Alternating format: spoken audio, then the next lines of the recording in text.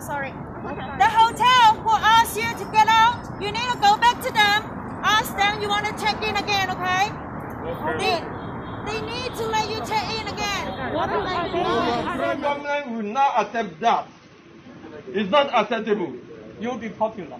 Yes, no problem. You'll be popular. No problem. You'll be popular too. I'm a diplomat agent. Yeah, you'll be popular. Yes, I'm a diplomat agent. In line with the Vienna Convention of 1963, the consular has the right to protect its nationality. What we are doing this night is to protect all our Nigerian nationality. They are not a criminal. They are not anything. Why are you harassing them? These are the things we want to know. Who? Your police. Who? Because they are going to their house. We have the videos. I want to tell you. I want to tell something. I'm not going to check again. I didn't eat. Why am I going to check the temperature? Hey guys, welcome back to my channel. Today I wanted to talk about kind of where I've been. I've kind of been missing for like 2 months. I think my last vlog I posted in April and it's now June. I actually wasn't going to post this video just because a lot has been going on and I've just been on an emotional roller coaster with the events that have been happening here for the last 2 months.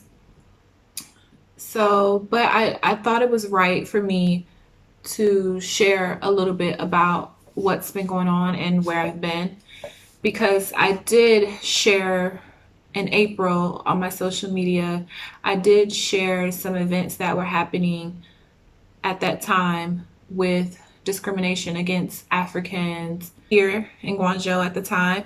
And since I posted that and shared that within my social media community, I never did a follow-up. I never did an update as to what happened since then or after that. So I'm recording this now, but I also recorded some videos during those 2 months.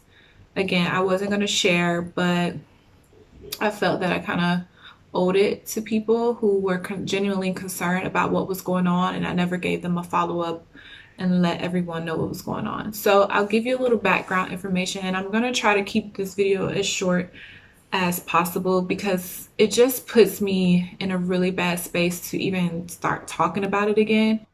The virus numbers started to decrease and things were starting to look promising here as far as newly infected people or an increase in those infected. However, all of a sudden there was this extreme xenophobia. The virus pretty much was exported to the rest of the world. So as things were getting better here, things became worse around the rest of the world. And I can only speak about the city I live in. I can't speak about any of the other cities. All of a sudden, foreigners were the ones who were carrying the virus. And beware of foreigners and discriminate against foreigners. There were plenty of businesses that had signs up that said no foreigners allowed. We didn't have entry to a lot of places. It was just geared towards the foreigners, and we didn't understand it.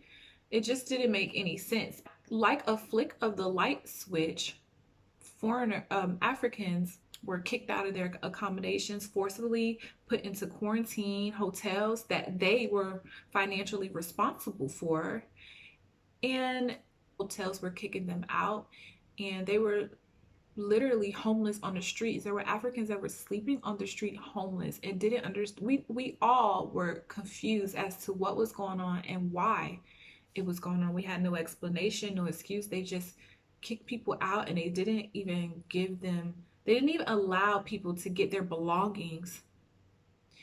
And people were just out on the streets with all that they had on their back. So some didn't have access to money, food, belongings, toiletries, nothing. Can you imagine being in a foreign country and being homeless on the streets? It just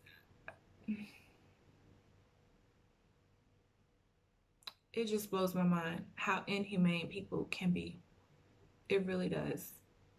you know, when I look at things, I try to put myself in other people's shoes when I'm making a decision or the way I approach things with people. I always try to treat people how I want to be treated. And I just don't understand how that simple logic can't be across the board with anyone, with everyone. We took food and clothing and we got contact information so that we could help. Upon going down there, someone called the police, of course, and to me, this was something that needed immediate attention and immediate action. So my first thing is, how do we get them off the streets? So collected some of their WeChat information, and some other friends that I have also provided me with people that were homeless and their information. And a group of us just called to different hotels, Airbnbs within the city to find out who would allow them to stay. And it was very hard. I think out of all the places we called, we might have found one or two places. So for the night, all we could do is feed them. So we got them food, blankets, water, and those things like that. When we woke up the next day, the police had already come and did a sweep in that area and put them in quarantine hotels. Now, the way quarantine hotels work, you are responsible for the expenses of the quarantine hotel. So imagine that. They've been forced out of their apartments where they still have to pay rent.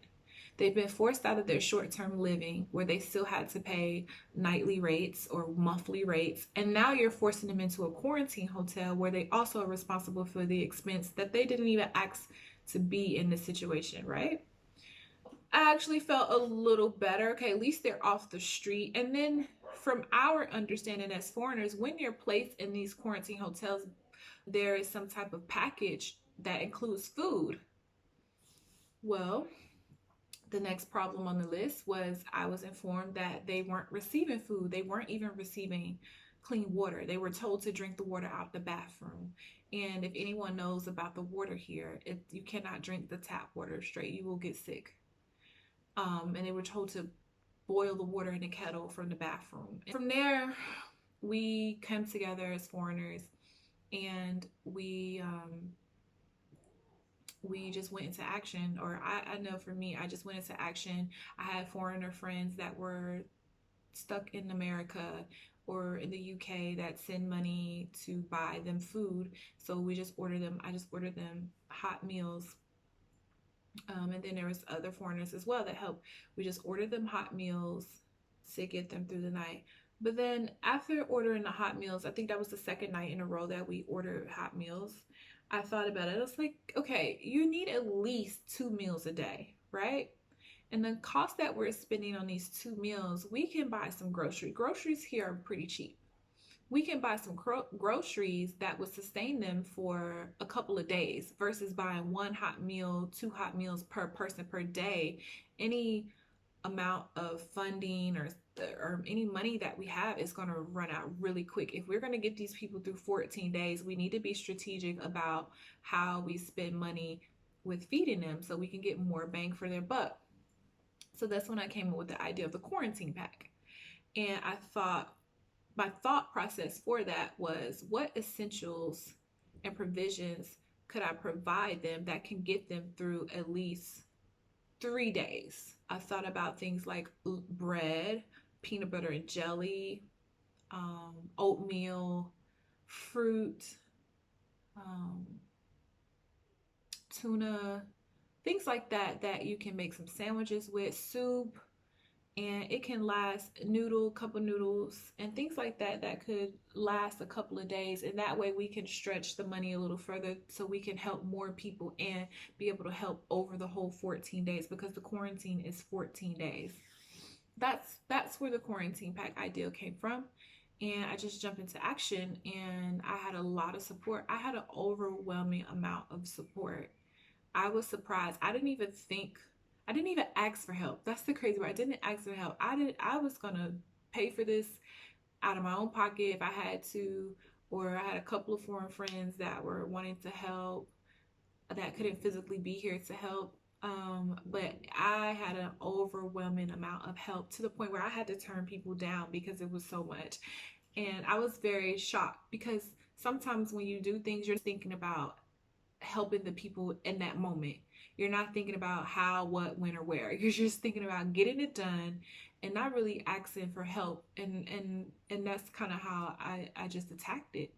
So I'm thankful for all the people that helped. And I also had a really great group of Chinese volunteers that were awesome. I mean, they kicked butt. They were awesome. They really helped out with getting the boxes packed. As you'll see in the videos, you'll see they helped with getting the boxes packed. They also rolled with a delivery driver. I hired a truck because at first I was going to ship things because we have a delivery system that if you get the packages in before 9 a.m., the person will receive it in that same day as long as they're within the city. But that became expensive because they do it by weight. And I was also shipping like 4 or 5 liter water jugs. And so of course that can add up. And that's when the idea is just to hire a delivery truck. That way we can put all of them, and we had it broken out in routes. So because everyone was at different hotels, it was spread out. It wasn't like and we're talking about hundreds and hundreds of people, guys. We're not talking about 50, 60, 100. We're talking about hundreds of people, and they were spread out across the city in different hotels and different everything. So we had to make a route for the different vans, and one day we might have 3 different van drivers, and one had the packages for north route, south, west, and that's how we broke it down. And the Chinese volunteers would ride with the driver to make sure that he got him to the hotel and there was no confusion, and that make sure that everyone got their packs. So I'm really thankful for that. And they really helped out with the logistics. And I had like 2 other foreign friends that really helped with keeping an Excel sheet and just keeping things organized and on track so that we can make sure we're not missing anybody and that we're keeping everything in order. I had a phase 1, phase 2, and phase 3. We put the people that we were helping in groups. So that's how we kept up with who would get phase 1, who would get phase 2, who would get phase 3. And we sent them in 3 to 4 day increments. And that's how we got people through those 14 days. That's pretty much how it worked as far as it. And that was what I thought to do, is just making sure people were fed. We wrote little warm notes to put in there, like you're almost there. We're going to get through this, just to give them a little inspiration, let them know that it's light at the end of the tunnel. And then there were some people that were quarantined in their apartments. And so if you're not familiar with what it looks like to be quarantined inside your home, you can kind of Google it. And they actually seal the doors. They put this plastic seal on the outside of your door, your front door, and they put cameras on it, and you're not allowed to exit. So you're sealed in your apartment. Crazy as it sounds, that's what it is. And then I had my own personal issues going on with different things that I'm dealing with here, and that is a whole separate video later on down the line. But I was experiencing discrimination as well, and in addition to my personal issues I was dealing with here, it was just a lot, and I just had to like shut down, and just me being able to do the quarantine packs and help was my outlet. It gave me a sense of it's gonna be all right. It's not even any better, to be honest with you. So fast forward, they made it out their quarantines, and from there a lot of people still had problems getting housing. A lot of compounds would not accept blacks, our Africans within their communities, and that was the next problem after that. Like, where do we go now? It's just been a lot. So since the pandemic has been exported across the world and it has gotten better here, it's just been a nightmare for us foreigners. It's a lot of foreigners have left. A lot have left. A lot are not here because of the travel ban as well, and just kind of gave up and don't want to come back. And it just left a bad taste in a lot of people's mouth. Even if they didn't experience it directly, they know of it, they've seen it, they've heard it. And it's just ridiculous. It really is just ridiculous. On top of that, you still have these jobs that do postings, they'll put European looking or searching for a non-black. It's just like, really? You guys will never get it, will you? And you just get tired. The same way people are tired in America, you get tired anywhere of dealing with this, because it's just pure ignorance. It really is. It's no justification for treating people inhumane. It really isn't. And no one can ever answer us or explain to us why this happened. Here's the thing. The actual Chinese Minister of Health put out a statement to say the newly imported cases were from Chinese passport holders. Well, let me put that in layman's terms. No African or other foreigner can have a Chinese passport. Only Chinese nationals can have a Chinese passport. 10% was foreigners. And in that 10%, it wasn't just Africans. We have all types of foreigners from all types of nationalities here. That 10% is a collective of all of the foreigners. So why did you just narrow it down to Africans of this 10%, which means they probably make up 1 or 2% of that 10%, if that? Where's the logic? How? Please make it make sense. It doesn't, and it won't. And it's nothing no one can say to me or tell me to justify this at all. Why be in a place where you're not wanted? Why stay in a place where you're treated like this? Yes, there's racism and discrimination in America, absolutely. But Asians were discriminated against during the pandemic in other parts of the world. Yes, they were. But please, if anyone, please tell me or show me where in any other part of the world were Asians forcibly evicted, forced into homelessness, forced into quarantine, not provided food and water, proper food and water. Where? You know what? Because it didn't happen to them. No one treated anyone else like this that we know of. And if it did happen somewhere else, I'm pretty sure that it would be known, right?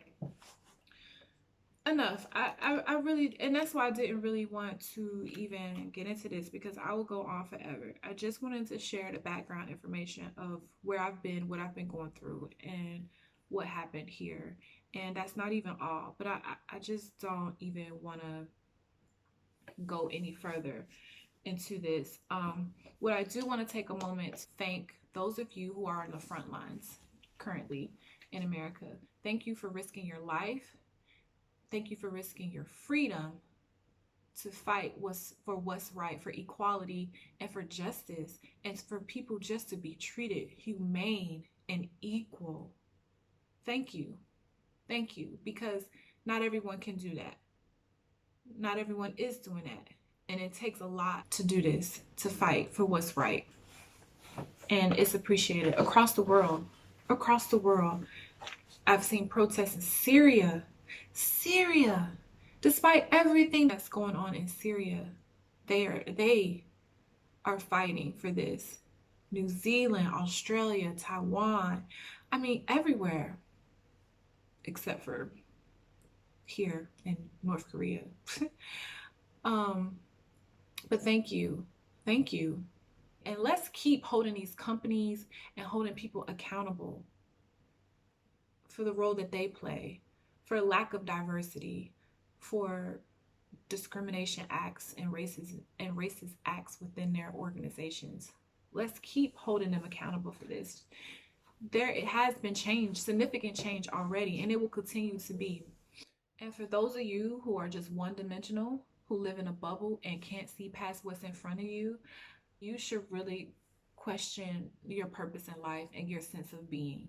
Here's some different videos and clips that are of things that were taking place within the last 2 months. I'll be back.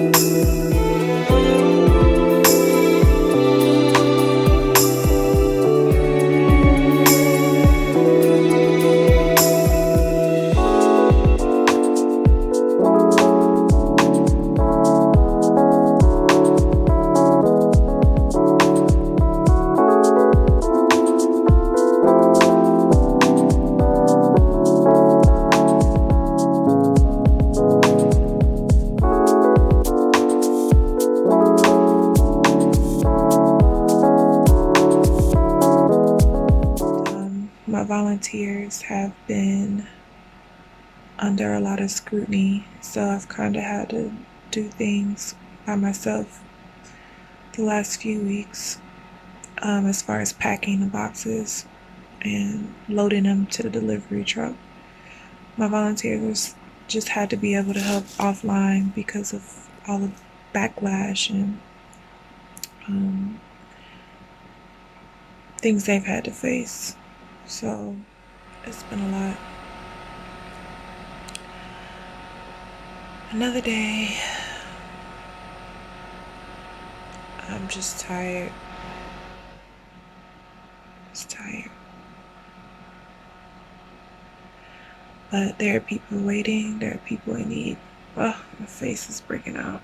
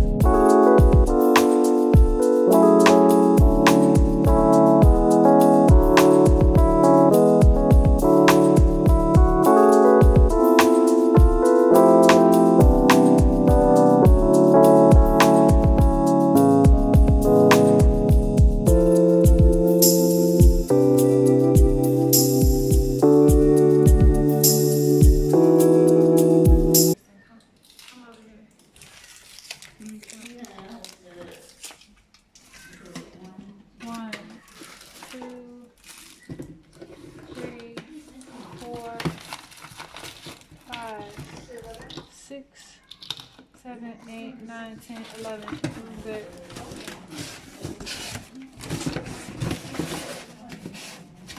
What's wrong?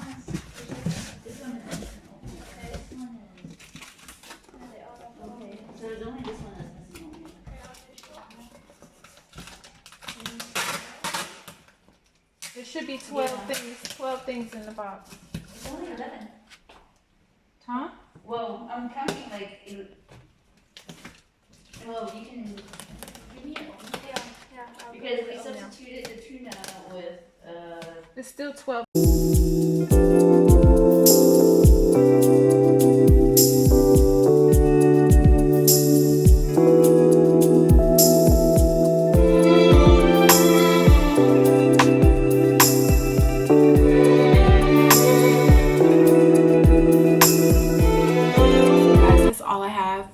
Thank you for tuning into this video.